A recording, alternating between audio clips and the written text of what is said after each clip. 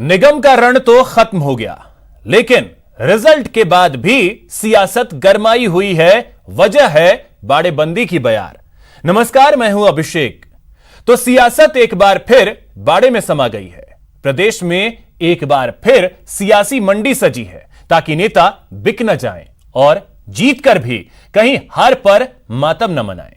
बड़ा सवाल यही है कि क्या बाड़ेबंदी से बनेगा बोर्ड? आज दोपहर की दो टूक में इसी पर चर्चा करेंगे और इसके लिए हमारे साथ मौजूद हैं खास मेहमान। तो चलिए शुरू करते हैं। लोकतंत्र में बाड़ेबंदी क्यों?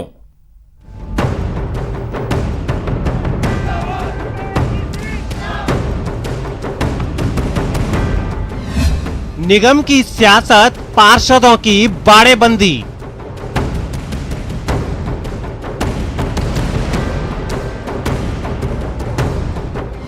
जयपुर हेरिटेज निगम के लिए कांग्रेस पार्षदों की बाड़ेबंदी।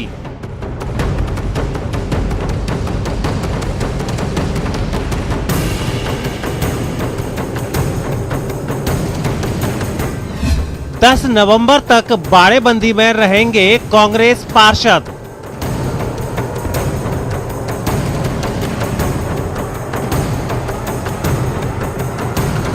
पाँच 560 वार्डों में कांग्रेस की 261 और भाजपा की 242 पर जीत।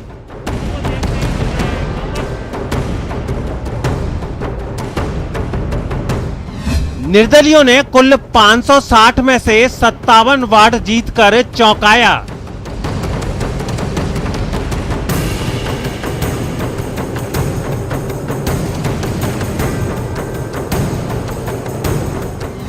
जयपुर हेरिटेज और कोटा दक्षिण में निर्दलीय किंग मेकर की भूमिका में लोकतंत्र में बाड़ेबंदी क्यों?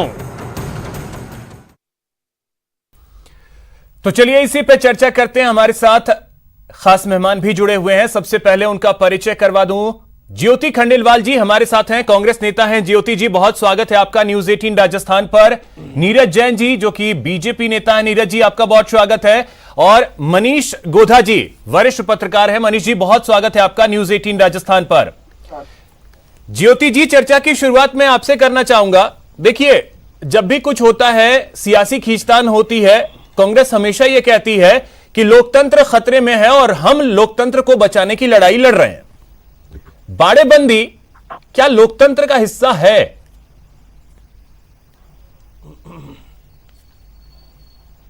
देखिए, मैं ये कहना चाहूंगी, पिछले लगभग 2-3 दिन से ही लगातार इस बाड़ेबंदी में, जब से बीजेपी ने वोटिंग होते ही और जिस तरह से सारे पता भी नहीं था रिजल्ट कौन रहेगा, कौन जीतेगा, कौन हारेगा, उसके पहले ही जैसे सारे पार्षदों को इकट्ठा कर लिया प्रशिक्षण शिविर के नाम पर। मैं तब भी ये बात कह रही थी कि एक तो पार्षदों को जब चुनाव होने के बाद, रिजल्ट आने के बाद, चूंकि महापौर का चुनाव जो है वो पार्षदों द्वारा होना है, पार्षदों को तय करना है कि मेयर कौन बनेगा, तो ऐसी स्थिति में सभी पार्षदों को एकत्रित करना तो आवश्यक है। लेकिन ये सही बात है, बीजेपी ने इतनी जल्दबाजी क्यों की, उन्होंने क्या प्रशिक्षण दिया है, तो मैं उस पर ज्यादा कमेंट नहीं करूंगी। लेकिन जहां तक मैंने तब भी ये बात कही थी कि पार्षदों को एकत्रित करना, उनकी राय लेना, उनकी सलाह लेना, क्योंकि सिर्फ मेयर ही नहीं, मेयर के बाद आपको डिप्टी मेयर का भी चुनाव होना है, डिप्टी मेयर के बाद आपकी समितियां भी बननी है, समितियों के अध्यक्ष बनने हैं, मेंबर बनने हैं, तो एक पूरा प्रोसीजर है और इस पूरे प्रोसीजर के लिए पार्षदों की राय होना बहुत जरूरी है। उनकी नहीं तो राय कितने दिन के लिए? 7, 8, 10 दिन राय बहुत जरूरी है, क्योंकि रायशुमारी 7, 8, 10 दिन। और खास करके आज का दिन अगर देखें, आप एक महिला हैं ज्योति जी, आज का दिन एक महिला के लिए, एक जोड़े के लिए अगर हम कहें, कितना महत्वपूर्ण दिन है आज?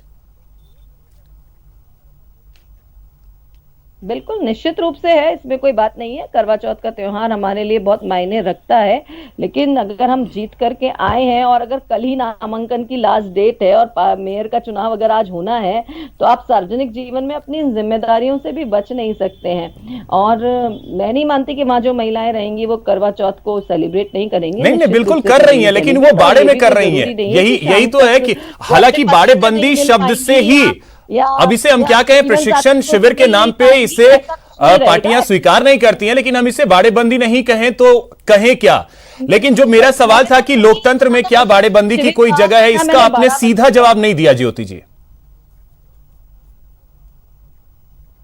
नहीं, मैं तो बिल्कुल सीधा जवाब दे रही हूँ। ना तो ये प्रशिक्षण शिविर है और ना ये बाड़ाबंदी है। ये पार्षदों को अगर चुनाव करना है तो निश्चित रूप से उनसे 1 to 1, मैंने पहले भी कहा था, चाहे हमारे प्रदेश स्तर के नेता हो चाहे हमारे राष्ट्रीय स्तर के नेता हो, पार्षदों से अगर 1 to 1 बात करनी होगी, 1 to 1 उनकी राय जाननी होगी, किसी कैंडिडेट के बारे में चर्चा करनी होगी, आगे केवल मेयर ही नहीं डिप्टी मेयर के बारे में भी इसीलिए तो चर्चा पार्टी करनी होगी, ऑफिस वहां में भी बुलाए, पार्षदों सभी को द्वारा ही बुलाएं, उनको सब एक चुना साथ जाना है। बैठे, चर्चा तो करें, ये- फिर शाम में सब अपने घर जाएं, फिर अगले दिन आए, बात करें, जाएं, होटल में बंद करने, यही समझ नहीं आता है। ठीक है नीरज जी, अब देखिए जैसे ही चर्चा की शुरुआत हुई, ज्योति जी ने कहा कि बीजेपी ने जल्दबाजी क्यों दिखाई, ठीक है ज्योति जी, आता हूं फिर।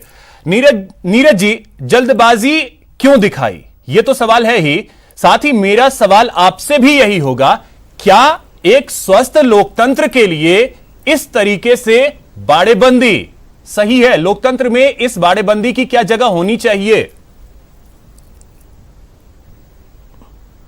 देखिए, डर भय और आतंक के माहौल में अगर कोई इस प्रकार की घटना होती है वो ठीक नहीं है।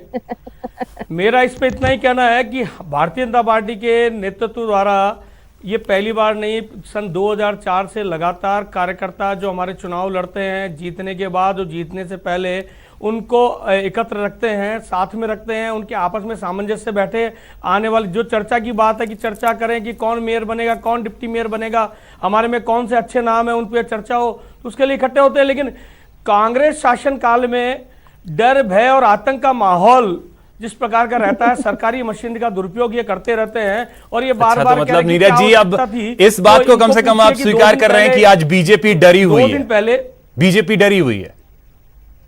नहीं, बिल्कुल इन्होंने बीजेपी डरी हुई नहीं है, ये लोग डरे हुए हैं कि इनको लग रहा है कि इनका बोर्ड नहीं बनेगा जयपुर हेरिटेज में। ये जो 2 दिन पहले, सुन लीजिए अभिषेक जी, मैं इसलिए कह रहा हूं, 2 दिन पहले बड़ी बातें कर रहे थे, दावे कर रहे थे, ज्योति जी भी, प्रताप सिंह जी खाचरी आवास भी, अमीन काज जी भी, हमें बाड़ेबंदी की जरूरत नहीं है, हमारा बहुमत आ रहा है, बाड़ेबंदी बीजेपी कर रही है। और वो कल यू टर्न करके कहते हैं बाड़ेबंदी बहुत जरूरी है, कार्यकर्ताओं को साथ रखना जरूरी है, पार्षदों को साथ रखना जरूरी है। ये एकदम से यू टर्न नहीं लिया, हम तो हमारी बात पे कायम है कि हम लगातार हमने भी तो बीजेपी की रीति नीति यही देखी थी कि राजस्थान छोड़ करके सभी जगहों पे बीजेपी अपने भय और आतंक का माहौल कांग्रेस अपने नेताओं को बीजेपी फ्री छोड़ देती थी। कांग्रेस ने पिछले नीरज जी, बीजेपी की भी तो यही रणनीति रही है, वो अपने नेताओं को बिल्कुल फ्री छोड़ देती थी।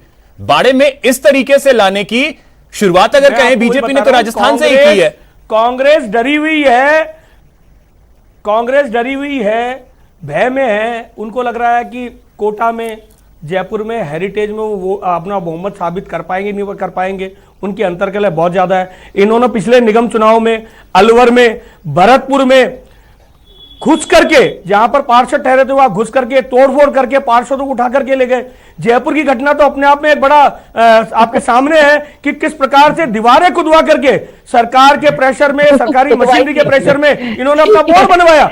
और ये इस प्रकार के कृत्य करने के लिए जाने जाते हैं, और ये इसी कृत्य से अब खुद डर रहे हैं कि इनको लग रहा है कि जिस प्रकार हेरिटेज में बड़ी इन्होंने सांप्रदायिक आधार पे, जाति के आधार पे इन्होंने वोटों का ध्रुवीकरण करके इन्होंने बोर्ड बनाने का षड्यंत्र रचा था, वो पूरा नहीं हुआ, इनका बोर्ड बनने की स्थिति नहीं हुई, बहुमत ये प्राप्त नहीं कर पाए।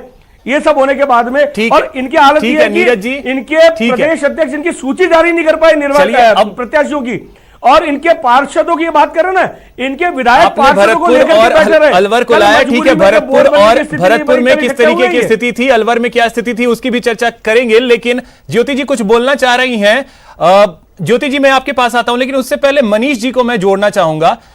मनीष जी, ज्योति जी मैं आपके पास आ रहा हूं। मनीष जी से एक पहले मैं ये कमेंट लेना चाहूंगा। मनीष जी, मैं आपसे भी यही समझना चाहूंगा कि आखिर ऐसी आवश्यकता क्यों होती है कि अभी वोटिंग हुई नहीं, आपको अपने कैंडिडेट्स को होटल में पैक करना पड़ता है, काउंटिंग हुई, आपको अपने विनर्स को जो है वो होटल में बंद करना पड़ता है।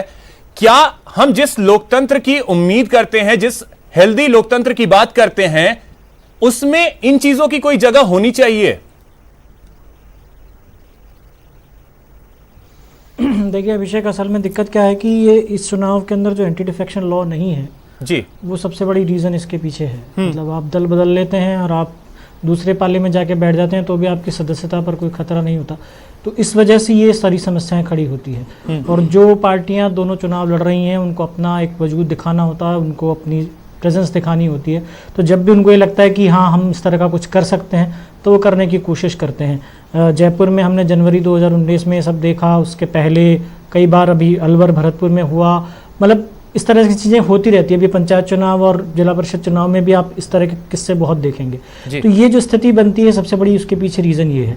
दूसरा ये है कि हम जिन लोगों को चुनाव का टिकट देते हैं उन पर हमारा भरोसा इतना नहीं होता है। कारण क्या होता है कि कहने को तो कार्यकर्ता है, काडर से हमने लिया है या सब कुछ है, बट आमतौर पर जो व्यक्ति आया है आपके पास टिकट लेने के लिए, आपके पास इतना समय ही नहीं होता कि आप उसकी निष्ठा, आप उसकी पार्टी के प्रति प्रतिबद्धता और जिनकी आप जांच सकते थे या जो कि बहुत बरसों से आपके लिए काम कर रहे हैं वो आमतौर पर टिकट नहीं पाते हैं, वो आमतौर पर सिर्फ दरी बिछाते रह जाते हैं।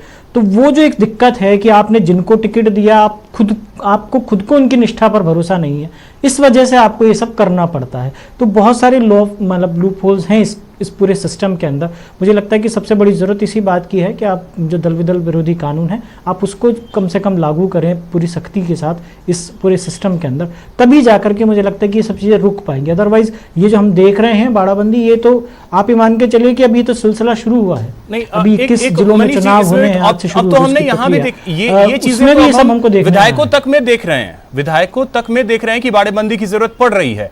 अब हमने अगर मध्य प्रदेश का ही उदाहरण बहुत ही उच्च स्तर की चीज हो गई जहां पे वहां अगर हम देखें तो वहां तो विधायकी जाने का खतरा है। वहां पे कल उपचुनाव भी हुए वहां मध्य प्रदेश में, उन्हें फर्क ही नहीं पड़ता है कि हमारी सदस्यता अब रहे या न रहे। कह रहा हूं कि जहां पे डर है,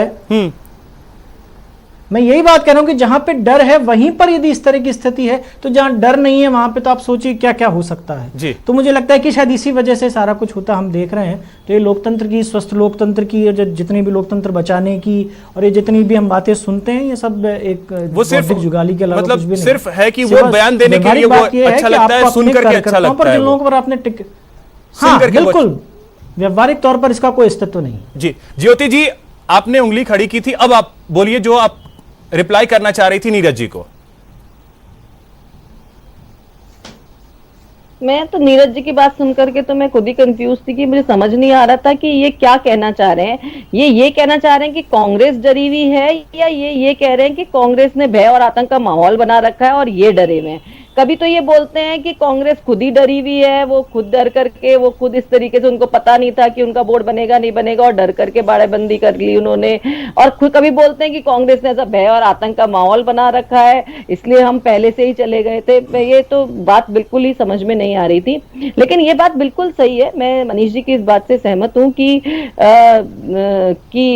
ये जो परिस्थितियां जो जिस तरीके से बन रही हैं लगातार, और ये अब एक हिस्सा सा बनती जा रही हैं जहां आप सबको एकत्रित करके रखते हैं और सबको करते हैं। लेकिन यहाँ के केस में मैं ये जरूर कहना चाहूंगी कि चूंकि चुनाव पार्षदों द्वारा होना है तो उनकी राय शुमारी करने के लिए एकत्रित करना आवश्यक तो है, इसमें कोई दो राय नहीं है। अब उनको आप किस तरीके से राय शुमारी के लिए 10 दिन पैक कर देना करने में नहीं, ज्योति जी राय शुमारी के नाम पे 10 दिन पैक कर देना। हाँ, मैं यही बोल रही हूँ, किसी संपर्क, आप खुद मेयर रही हैं, आपको तो चीजें और बेहतर पता होंगी। कर देना बहुत अलग बात है, आप किसी संपर्क ही नहीं कर पा रहे हैं, संपर्क ही नहीं कर पा रहे हैं, वो एक अलग बात होती है। अदरवाइज लेकिन अगर एक आप जगह इकट्ठे होकर के और रायशुमारी कर रहे हैं तो एक ये अच्छी चीज है। और जहां तक दल विरोधी कानून की बात है, वो तो हमने विधानसभाओं में देखे हैं बीजेपी ने क्या क्या किया है, चाहे वो कर्नाटक हो, चाहे वो मणिपुर हो, चाहे वो गोवा हो, चाहे मध्य प्रदेश हो, राजस्थान में भी सबने देखा कि बीजेपी ने भरसक प्रयास किया। तो इसीलिए कहा कि अगर इसे निगम के चुनाव में भी अगर इंपोज किया जाए तो शायद बहुत अच्छा होगा। नहीं, आप बिल्कुल इम्पोज करें वो तो एक अच्छी बात है। जब आप चुनाव राजनीतिक दल के रूप में लड़ रहे हैं, राजनीति के सिंबल के, पार्टियों के सिंबल के रूप में लड़ रहे हैं, तो निश्चित रूप से दल बदल विरोधी कानून यहाँ भी लागू होना चाहिए। लेकिन मुझे तो लगता है और ज्यादा इफेक्टिव रूप से लागू होना चाहिए, क्योंकि नहीं तो उसका हर्ष हमने ये भी देखा कि विधायकों को कोई फर्क ही नहीं पड़ता है कि उनकी विधानसभा की सदस्यता चली जाती है, या वो उनको लगता है कि शायद उनका जो उससे जो फायदा जो हो रहा होता है वो किसी भी तरह का हो सकता है, वो फायदा शायद उनको ज्यादा वो लगता है विधानसभा की सदस्यता जाना उनके लिए शायद इतना इंपॉर्टेंस नहीं रखता, तो बल्कि मैं तो यूं कहूंगी कि दल बदल विरोधी कानून और ज्यादा सख्ती के साथ और ज्यादा प्रासंगिक तो अब इसके लिए देखिए देश में दोनों सबसे बड़ी पार्टियां जो है बीजेपी और कांग्रेस, जिम्मेदारी इन्हीं को लेनी पड़ेगी। बीजेपी अभी केंद्र में सत्ता में है।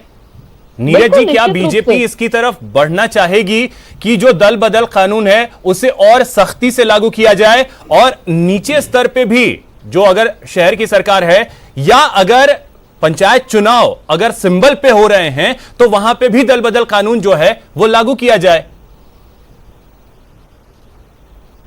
देखिए, विधानसभा और लोकसभा में दल बदल कानून लागू है और उसके कारण से कई जगह अच्छा भी रहता है, लोकतंत्र के लिए अच्छा है।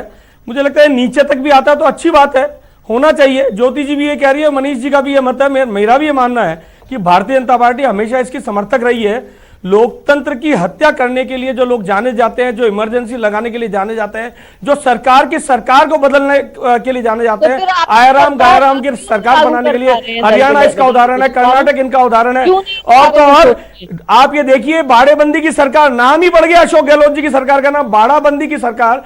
1.5 महीने तक ये लोकतंत्र बचाने के लिए नहीं, सरकार बचाने के लिए लगातार 1.5 महीने तक विधायकों को बाड़ेबंदी में रखा। और ये जो आपको लग रहा है कि निगम चुनाव में भी इन्होंने जो 8 दिन का गैप दिया है चुनाव के बाद में, मेयर और डिप्टी मेयर के चुनाव में, वो सीधा सीधा बताता है कि ये चाहते हैं कि सरकारी मशीनरी का। हमारे समय में तो ऐसा नहीं था, भाजपा के शासन में मात्र दूसरे दिन ही मेयर का और उसके 1 दिन बाद डिप्टी मेयर का चुनाव हो जाता था। ये 8 दिन का फायदा लेना चाहते हैं बहुत आसानी से सरकारी मशीनरी का दुरुपयोग करने के लिए। और ये जो भय की बात कर रही थी ज्योति जी, अभिषेक जी, ये भय की बात कर रही थी, भय तो कल हुआ इनको, जब इनको लगा कि ये अपने मंसूबे में सफल नहीं हुए, हेरिटेज में ये बहुमत में नहीं आ पाए, कोटा में ठीक है। चलिए, हेरिटेज को लेकर के शासन मंत्री धारीवाल जो है वो बहुमत नहीं ना तो आपके पास बहुमत है ना उनके पास, लेकिन सरकारी मशीनरी का दुरुपयोग और जो आप आरोप लगा रहे, कौन उसका इस्तेमाल नहीं कर रहा है? सरकारी मशीनरी का उपयोग या दुरुपयोग जो भी आप कह रहे हैं, उसका इस्तेमाल कौन नहीं कर रहा है? अलवर में इन्होंने किया, अपनी सरकार बचाने के लिए 1.5 महीने तक पूरी सरकार को झोंक दिया, पूरा पुलिस प्रशासन ले जाकर के वहां सूर्यगढ़ जैसलमेर में बैठा दिया, विधायकों के साथ में हाथापाई के हिसाब से तो दोनों ही पार्टियां कर रही हैं। आप अपने पुलिस के दम पर उठा करके ले गए, आप कांग्रेस के विधायकों को बेंगलुरु शिफ्ट कर देते हैं। ये सारी चीजें तो करने के लिए, ये सारी चीजें तो अपने हिसाब से सबको ही कर रहा है। चलिए ठीक है। अब मनीष जी, एक चीज इन सबके बीच अगर मैं देखूं, सबसे इंपॉर्टेंट जो इन सबके बीच है वो है मतदाता। मतदाता तो ऐसे में उलझ जाता है, क्योंकि बहुत बार वो जाता है वोट डालने के लिए, हां हम जाकर के इस पार्टी को वोट दे रहे हैं, कल के डेट में पता चल रहा है कि वो जीत करके आया भी और अगले दिन वो दूसरी पार्टी में है। अब वोटर करे तो करे क्या? क्योंकि वो तो सबसे बड़ा बेवकूफ अगर कोई बनता है तो वो वोटर ही बन जाता है ऐसी परिस्थितियों में। देखिए अभिषेक, वास्तव में इस मामले में बड़ी अजीब स्थिति दिखती है। मैं कल भी निकल रहा था, जब काउंटिंग हो रही थी, तो जब मैं रास्ते से निकल रहा था तो मैंने देखा कि परसों, मतलब 1 दिन पहले जो वोटर चला गया, वोट दे करके आ गया, उसको उस काउंटिंग से कोई मतलब ही नहीं है। मतलब आप ठीक है, थोड़ा बहुत लोगों को उत्साह रहता है कुछ लोगों में, बाकी आमतौर पर सब अपने काम धंधे में व्यस्त हैं, किसी को कोई मतलब नहीं कि कहीं पे काउंटिंग चल रही है, कुछ चल रही है। तो ये होता है, मतलब वोटर तो ठगा ही जाता है, इसमें तो कोई शक ही नहीं है। क्योंकि वो जिसको वोट देता है, जिस मंतव्य से देता है, जिस पार्टी को मान करके देता है, यदि उसका विधायक, उसका पार्षद, उसका जो जनप्रतिनिधि है वो दूसरी तरफ चला जाता है तो उसके पास ठगे रहने के अलावा और कोई रहता नहीं है। ये सिर्फ पार्टी के स्तर पे ही नहीं है, काम के स्तर पे भी होता है कि आपने चुना, जिस व्यक्ति को आपने मान के चुना कि हाँ ये व्यक्ति काम करेगा, पता चलता कि 5 साल तक उसकी शक्ल ही नजर नहीं आती। तो हमारे जो सिस्टम हमने बना रखा, और इस चुनाव के अंदर मुझे, मतलब मैं नगर निगम चुनाव की 2-3 चीज़ों को लेकर के बड़ी मुझे आपत्ति रहती है। पहली चीज़ तो ये एंटी डिफेक्शन लॉ वाली स्थिति है। दूसरा, जो इसमें आरक्षण का रोस्टर चलता है कि एक वार्ड जो है 5 साल के लिए किसी के पास रहता है, 5 साल फिर किसी दूसरे के पास चला जाता है। मतलब ये भी एक बड़ी अजीब स्थिति है। इस मामले में वोटर ठगा जाता है कि वो एक पार्षद को चुन लेता है, पार्षद इसलिए काम नहीं करता कि पता नहीं अगले 5 साल बाद फिर मेरा नंबर आएगा कि नहीं आएगा, आमतौर पर वो काम नहीं करता। तो ये जो 2-3 फ्लॉज हैं इस पूरे सिस्टम के अंदर, मुझे लगता है कि इस पर काम होना चाहिए। नगर निगम चुनाव को हम लोकतंत्र को पिछले, हमने 3 टायर सिस्टम बना रखा है, हम बिल्कुल निचले स्तर तक लेके आना चाहते हैं, लेकिन उसकी जो भावना है मुझे लगता है कि उस पर बहुत काम करने की जरूरत है, अभी भी करने की जरूरत है। यदि हम इस तरह की चीजें करते रहेंगे कि ठीक है ऊपर सब ठीक, ऊपर तो सब ठीक होना चाहिए, लेकिन निचले स्तर पे नहीं। जी आप अपनी बात पूरी कीजिएगा, लेकिन उससे पहले एक बड़ी खबर है, एक और निर्दलीय पार्षद का समर्थन हेरिटेज में कांग्रेस को मिला है। तो यह बड़ी खबर आपको बता दें, अब 5 निर्दलियों का समर्थन जो है वो कांग्रेस को मिल गया है हेरिटेज में, यानी 47 और 5 अगर देखें तो 52, यानी बहुमत जो है वो अब कांग्रेस के पास है हेरिटेज में, जब 5 निर्दलियों का समर्थन मिला है। तो एक और निर्दलीय पार्षद ने कांग्रेस की समर्थन की बात कह दी है और बाड़ेबंदी में मौजम बानो ये पहुंच गई है।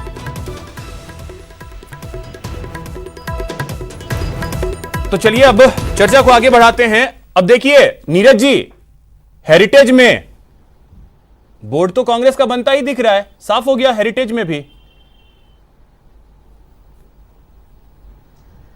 देखिए अभिषेक जी, बहुत जल्दबाजी है कहना, जो समर्थन में गए वो किस प्रकार से, किस लोभ में, किस लालच में, किस डर में गए, जो कल तक कांग्रेस को बाहर निकल करके कोस रहे थे, जिनको कांग्रेस ने टिकट नहीं दिया था, और जिस प्रकार से इन्होंने संप्रदाय के आधार पे, धर्म के आधार पे जो डिलिमिटेशन परिसीमन किया, उसके बाद भी 7 मुस्लिम पार्षद जीत करके आए, और वो निर्दलीय जीत करके आए, बागी जीत करके आए, और अभी भी मैं आपको दावे के साथ कह रहा हूं, अच्छा, अगर आपके साथ हुआ आएंगे तो फिर क्या होगा? कि खाली मैदान, मान लेते हैं कि कोटा में 4 और 4 की कमी पड़ रही है 5 की, अगर वो आप में आते हैं तब क्या होता है? कांग्रेस में गए तो वो प्रलोभन से गए या किस प्रलोभन से? अगर बीजेपी में आते हैं तब क्या होता है? निर्दलीय पार्षद हमने तो कल भी आह्वान किया, कल हमारे हेरिटेज तो कांग्रेस ने आह्वान किया, वो कांग्रेस के साथ गए, हम चुनाव लड़ेंगे, निगम बोर्ड में चुनाव लड़ेंगे। मतलब बीजेपी कोई गंगोत्री तो है नहीं ना कि बीजेपी में आए तो सब साफ हो गया।